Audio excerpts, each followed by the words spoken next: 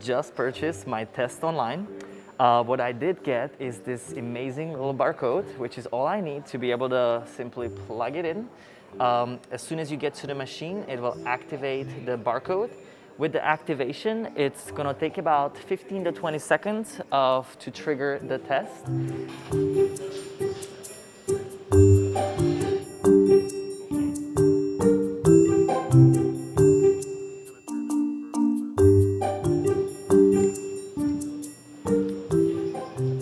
It looks just like this.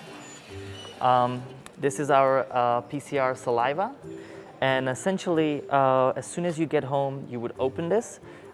Inside there, you just simply need a scoop of saliva to be able to have the results. It comes with a shipping label back, so all you have to do is just drop it off at your local FedEx and you're good to go. Results take anywhere from 24 to 48 hours.